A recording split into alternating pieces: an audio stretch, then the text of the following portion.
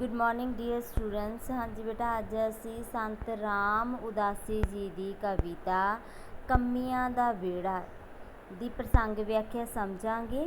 इस दे विच कवि ने देश के दलित लोगों की मंदहाली भरी हालत नूं पेश किया है। दलित लोग मीनस मजदूरां दी, गरीबां दी मंदहाली भरी हालत नूं पेश किया है ते कुदरत नूं व्यंग्यात्मक रूप विच पेश किया है ते नाल ही क्रांति की आशा नूं भी प्रगट किया है। ये कविता मुख तौर पर सूरज नूं संबोधित है। कवि इस कविता दे विच जिमीदारां दे सिरी करजे मारे दलित कमी, तंगियां, बीमारियां, मंदहाली, हौके ते हावियां विच मजबूरी भरिया ते अणखहीन जीवन जिउंदियां बारे गल कीती है। पैसे वाला धनी वर्ग उन्होंने दबा के रखता है। उन्हों की हालत नूं सुधारना सरकार के एजेंडे विच नहीं, भाव के प्रोग्राम दे विच नहीं। इन्हां दे घर जमदा बच्चा एक तरह जिमीदार दे करजे दा सूद ही हुंदा है। इन्हां दीयां धीआं भैणां दी इज्जत भी सुरक्षित नहीं हुंदी। कुदरती करੋਪੀਆਂ की मार भी सब तो वध इन्हां नूं ही पैंदी है। परंतु कवि नूं विश्वास है कि इन्हां दी अजिही हालत सदा नहीं रह सकती ते एक क्रांति सब कुछ बदल देवेगी। सो संत राम उदासी जी अपनी कविता कमियां दा वेड़ा दे विच लिखदे हन। माँ धरतीए तेरी गोद नूं चन्न होर बथेरे, तू मगदा रही वे सूरजा कमियां दे वेड़े। कवि धरती माँ नूं कहंदा है कि तेरा मन परचाउण दे लई तां इत्थे बहुत सारे चन्न हन। तैनूं दलितां दे भाव गरीबां दे दुखां दा फिकर करन दी ज़रूरत नहीं है।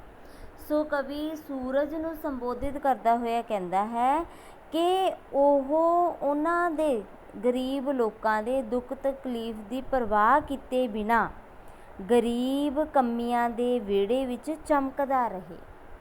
जिथे तंग न समझण तंगियां नूं, जिथे मिलन अंगूठे संगियां नूं, जिथे वाल तरसदे कंघियां नूं नक वगदे, अखियां चुन्नियां ते दंद करेड़े, तू मगदा रही वे। कवि कहंदा है कि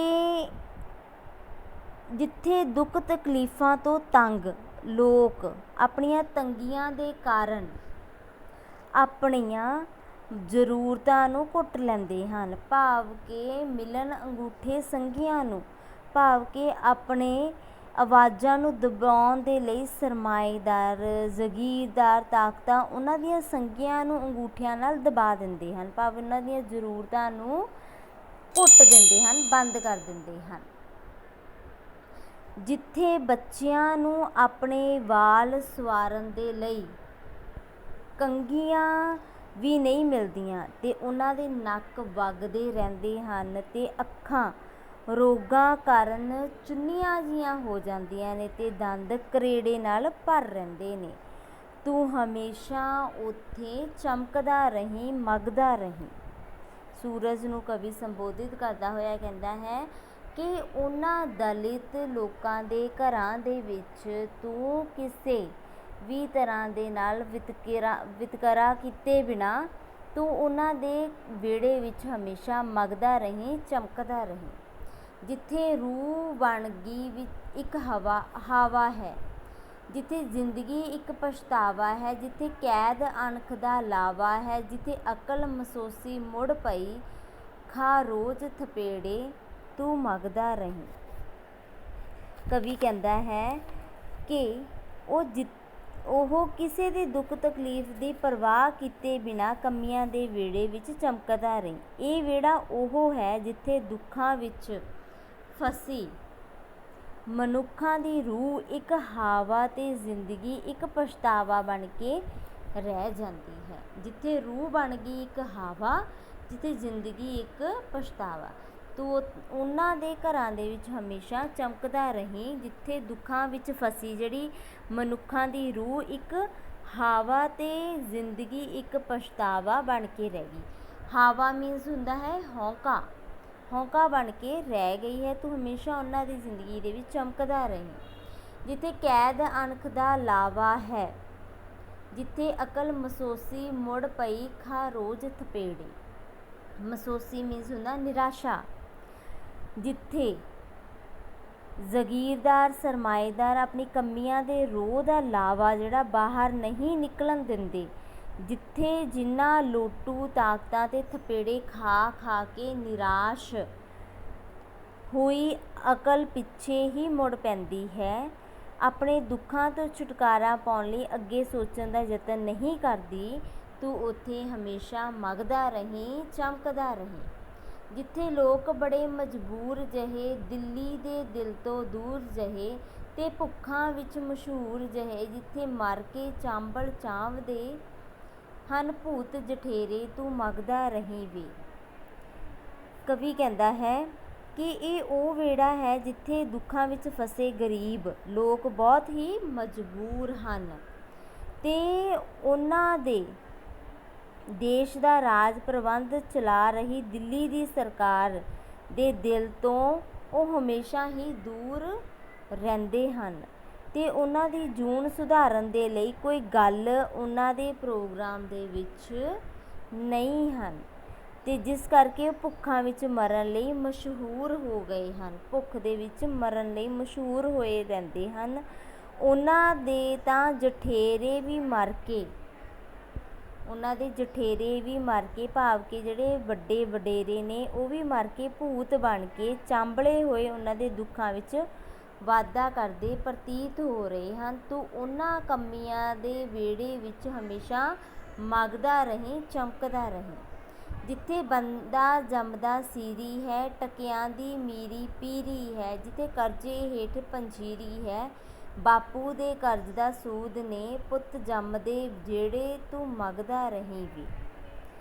ਕਵੀ ਕਹਿੰਦਾ ਹੈ ਕਿ ਜਿੱਥੇ ਜੰਮਦਾ ਬੱਚਾ ਆਪਣੇ ਪਿਓ ਦਾ ਕਰਜ਼ਾ ਲਾਉਣ ਲਈ ਜ਼ਿਮੀਂਦਾਰਾਂ ਦਾ ਸੀਰੀ ਬਣ ਜਾਂਦਾ ਹੈ, ਜਿੱਥੇ ਹਰ ਪਾਸੇ ਪੈਸਿਆਂ ਵਾਲਿਆਂ ਦਾ ਰਾਜ ਚੱਲਦਾ ਹੈ ਤੇ ਇਹਨਾਂ ਘਰਾਂ ਵਿੱਚ ਵਸਦੇ ਲੋਕਾਂ ਉੱਤੇ ਕਰਜ਼ੇ ਦਾ ਭਾਰ ਇੰਨਾ ਹੁੰਦਾ ਹੈ ਕਿ ਉਹ ਉਹਨਾਂ ਵਿੱਚ ਪੰਜੀਰੀ ਵਰਗਾ ਕੋਈ ਪੌਸ਼ਟਿਕ ਖਾਣਾ ਖਾਣ ਦੀ ਸਮਰੱਥਾ ਵੀ ਨਹੀਂ ਹੁੰਦੀ, ਭਾਵ ਕਿ ਉਹ ਇੰਨੇ ਗਰੀਬ ਹੁੰਦੇ ਹਨ ਕਿ ਉਹਨਾਂ ਨੂੰ 2 ਵਕਤ ਦੇ ਲਈ ਖਾਣਾ ਵੀ ਨਸੀਬ ਨਹੀਂ ਹੁੰਦਾ। ਇੱਥੇ ਤਾਂ ਘਰ ਵਿੱਚ ਜਿਹੜਾ ਵੀ ਪੁੱਤ ਜੰਮਦਾ ਹੈ ਉਹ ਇੱਕ ਤਰ੍ਹਾਂ ਉਸਦੇ ਬਾਪ ਸਿਰ ਚੜ੍ਹੇ ਕਰਜ਼ੇ ਦਾ ਵਿਆਜ ਹੀ ਹੁੰਦਾ ਹੈ। ਉਹਨਾਂ ਦਲਿਤ ਕਮੀਆਂ ਮਜ਼ਦੂਰਾਂ ਦੇ ਘਰਾਂ ਦੇ ਵਿੱਚ ਤੂੰ ਹਮੇਸ਼ਾ ਚਮਕਦਾ ਰਹੀਂ। ਜੇ ਸੋਕਾ ਇਹ ਹੀ ਸੜਦੇ ਨੇ, ਜੇ ਡੋਬਾ ਇਹ ਹੀ ਮਰਦੇ ਨੇ, ਸਭ ਕਹਿਰ ਇਹਨਾਂ ਸਿਰ ਵਰਦੇ ਨੇ। ਜਿੱਥੇ ਫਸਲਾਂ ਨੇ ਛੱਡ ਜਾਂਦੀਆਂ ਅਰਮਾਨ ਤਰੇੜੇ, ਤੂੰ ਮਗਦਾ ਰਹੀਂ ਵੇ। ਕਵੀ ਕਹਿੰਦਾ ਹੈ ਕਿ ਇਸ ਵਿਹੜੇ ਵਿੱਚ ਉਹ ਲੋਕ ਵਸਦੇ ਹਨ ਜਿਹੜੇ ਜੇਕਰ ਸੋਕਾ ਪੈ ਜਾਵੇ ਤਾਂ ਉਹ ਵੀ ਸੜਦੇ ਹਨ, ਅਰਥਾਤ ਬਹੁਤੇ ਨੁਕਸਾਨ ਹੋਣ ਦਾ ਵੀ ਹੁੰਦਾ ਹੈ ਤੇ ਜੇਕਰ ਬਹੁਤਾ ਮੀਂਹ ਪੈ ਕੇ ਹੜ੍ਹ ਆ ਜਾਣ ਤਾਂ ਡੋਬੇ ਵਿੱਚ ਮਰਨ ਵਾਲਿਆਂ ਵਿੱਚ ਵੀ ਉਹਨਾਂ ਦੀ ਵਧੇਰੇ ਨੁਕਸਾਨ ਹੁੰਦੇ ਹਨ। ਭਾਵ ਉਹਨਾਂ ਦੀ ਹਾਲਤ ਇਹੋ ਜਿਹੀ ਹੈ ਵੀ ਜੇ ਸੋਕਾ ਪੈ ਜਾਵੇ ਤਾਂ ਉਹ ਉਹਨਾਂ ਦੇ ਵਿੱਚ ਸੜਦੇ ਰਹਿੰਦੇ ਨੇ, ਜੇ ਡੋਬਾ ਸਟਾਰਟ ਹੋ ਜਾਵੇ ਭਾਵ ਕਿ ਮੀਂਹ ਪੈ ਕੇ ਹੜ੍ਹ ਸ਼ੁਰੂ ਹੋ ਜਾਣ, ਡੋਬੇ ਵਿੱਚ ਮਰਨ ਵਾਲਿਆਂ ਵਿੱਚ ਵੀ ਉਹਨਾਂ ਦੀ ਵਧੇਰੇ ਨੁਕਸਾਨ ਹੁੰਦਾ ਹੈ। ਸਭ ਕਹਿਰ ਇਹਨਾਂ ਦੇ ਸਿਰ 'ਤੇ ਵਰਦੇ ਨੇ, ਭਾਵ ਜੋ ਵੀ ਆ ਜਾਵੇ ਕਹਿਰ ਕੁਦਰਤ ਦਾ ਉਹ ਇਹਨਾਂ ਦੇ ਉੱਤੇ ਹੀ ਪੈਂਦਾ ਹੈ, ਇਹਨਾਂ ਨੂੰ ਹੀ ਸਹਿਣ ਕਰਨਾ ਪੈਂਦਾ ਹੈ। ਜਿੱਥੇ ਫਸਲਾਂ ਨੇ ਛੱਡ ਜਾਂਦੀਆਂ ਅਰਮਾਨ ਤਰੇੜੇ, ਤੂੰ ਮਗਦਾ ਰਹੀਂ ਵੀ। ਇਹ ਉਹ ਵਿਹੜਾ ਹੈ ਜਿੱਥੇ ਵਸਦੇ ਲੋਕਾਂ ਦੇ ਅਰਮਾਨ ਕੁਦਰਤੀ ਦੀ ਕਰੋਪੀ ਨਾਲ ਫਸਲਾਂ ਦੇ ਤਬਾਹ ਹੋਣ ਨਾਲ ਤੜਕ ਜਾਂਦੇ ਹਨ, ਤਰੇੜਾਂ ਪੈ ਜਾਂਦੀਆਂ ਹਨ। ਤੂੰ ਹਮੇਸ਼ਾ ਉਹਨਾਂ ਦੇ ਵਿਹੜੇ ਦੇ ਵਿੱਚ ਮਗਦਾ ਰਹੀਂ, ਚਮਕਦਾ ਰਹੀਂ। ਜਿੱਥੇ ਹਾਰ ਮੰਨ ਲਈ ਚਾਵਾਂ ਨੇ, ਜਿੱਥੇ ਕੂੰਜ ਘੇਰ ਲਈ ਕਾਵਾਂ ਨੇ, ਜਿੱਥੇ ਅਣਵਿਆਹੀਆਂ ਹੀ ਮਾਵਾਂ ਨੇ, ਜਿੱਥੇ ਧੀਆਂ ਹੌਂਕੇ ਲੈਂਦੀਆਂ ਅਸਮਾਨ ਜਡੇਰੇ, ਤੂੰ ਮਗਦਾ ਰਹੀਂ ਵੀ। ਇਸ ਵਿਹੜੇ ਵਿੱਚ ਉਹ ਲੋਕ ਵਸਦੇ ਹਨ ਜਿਨ੍ਹਾਂ ਦੇ ਚਾਵਾਂ ਨੇ ਕੁਦਰਤ ਦੇ ਸ਼ੋਸ਼ਣ ਕਰਨ ਵਾਲੀਆਂ ਜਮਾਤਾਂ ਅੱਗੇ ਹਾਰ ਮੰਨ ਲਈ ਹੈ ਤੇ ਇੱਥੋਂ ਦੀ ਹਾਲਤ ਤਾਂ ਇਸ ਤਰ੍ਹਾਂ ਦੀ ਹੈ ਜਿਵੇਂ ਕਿ ਬਹੁਤ ਸਾਰੇ ਕਾਵਾਂ ਨੇ ਇੱਕ ਕੂੰਜ ਨੂੰ ਘੇਰਾ ਪਾ ਲਿਆ ਹੋਵੇ ਤੇ ਇਸ ਵਿਹੜੇ ਵਿੱਚ ਵਸਦੀਆਂ ਧੀਆਂ ਭੈਣਾਂ ਦੀ ਇੱਜ਼ਤ ਵੀ ਸੁਰੱਖਿਅਤ ਨਹੀਂ ਹੈ ਤੇ ਉਹ ਕਾਮੀ ਜ਼ਿਮੀਦਾਰਾਂ ਦੀਆਂ ਹਰਕਤਾਂ ਦਾ ਸ਼ਿਕਾਰ ਹੋ ਕੇ ਅਣਵਿਆਹੀਆਂ ਹੀ ਮਾਵਾਂ ਬਣ ਜਾਂਦੀਆਂ ਹਨ ਤੇ ਇੱਥੇ ਆਪਣੀ ਇੱਜ਼ਤ ਮਿੱਟੀ ਵਿੱਚ ਰੁਲਦੀ ਵੇਖ ਕੇ ਬੇਵੱਸ ਧੀਆਂ ਅਸਮਾਨ ਜਿੱਡੇ ਜਿੱਡੇ ਹੌਂਕੇ ਲੈਂਦੀਆਂ ਹਨ। ਤੂੰ ਉਹਨਾਂ ਦੇ ਘਰਾਂ ਦੇ ਵਿੱਚ ਹਮੇਸ਼ਾ ਮਗਦਾ ਰਹੀਂ, ਚਮਕਦਾ ਰਹੇ। ਤੂੰ ਆਪਣਾ ਆਪ ਮਚਾਉਂਦਾ ਹੈ ਪਰ ਆਪਾ ਹੀ ਰੁਸ਼ਨਾਉਂਦਾ ਹੈ, ਕਿਉਂ ਕਮੀਆਂ ਤੋਂ ਸ਼ਰਮਾਉਂਦਾ ਹੈ। ਇਹ ਸਦਾ ਸਦਾ ਨਾ ਰਹਿਣਗੇ ਮੰਦਹਾਲ ਮਰੇੜੇ, ਤੂੰ ਮਗਦਾ ਰਹੇਂਗੀ। ਕਵੀ ਕਹਿੰਦਾ ਹੈ ਕਿ ਉਹ ਆਪਣੇ ਆਪ ਨੂੰ ਅੱਗ ਦੀਆਂ ਬਲਦੀਆਂ ਲਪਟਾਂ ਵਿੱਚ ਜ਼ਰੂਰ ਲਪੇਟਦਾ ਹੈ, ਪਰੰਤੂ ਇਸ ਤਰ੍ਹਾਂ ਕਰਕੇ ਉਹ ਕੇਵਲ ਆਪਣੇ ਆਪ ਨੂੰ ਹੀ ਰੌਸ਼ਨ ਕਰਦਾ ਹੈ। ਪਤਾ ਨਹੀਂ ਉਹ ਕਮੀਆਂ ਦੇ ਜੀਵਨ ਨੂੰ ਰੁਸ਼ਨਾਉਣ ਨੂੰ ਕਿਉਂ ਸ਼ਰਮਾਉਂਦਾ ਰਹਿੰਦਾ ਹੈ, ਪਰੰਤੂ ਉਸਨੂੰ ਇਹ ਗੱਲ ਜਾਣ ਲੈਣੀ ਚਾਹੀਦੀ ਹੈ ਕਿ ਗਰੀਬ ਲੋਕਾਂ ਦੀ ਜ਼ਿੰਦਗੀ ਦੇ ਇਸ ਤਰ੍ਹਾਂ ਦੇ ਮੰਦੇ ਹਾਲ ਸਦਾ ਨਹੀਂ ਰਹਿਣਗੇ, ਉਹਨਾਂ ਦੇ ਦਿਨ ਵੀ ਬਦਲਣਗੇ। ਇੱਕ ਦਿਨ ਕ੍ਰਾਂਤੀ ਜ਼ਰੂਰ ਆਵੇਗੀ ਜਿਸ ਨਾਲ ਉਹਨਾਂ ਦੀ ਸਭ ਮੰਦਹਾਲੀ ਦੂਰ ਹੋ ਜਾਵੇਗੀ। ਤੂੰ ਹਮੇਸ਼ਾ ਉਹਨਾਂ ਦੇ ਵਿਹੜੇ ਵਿੱਚ ਚਮਕਦਾ ਰਹੀਂ, ਮਗਦਾ ਰਹੀਂ।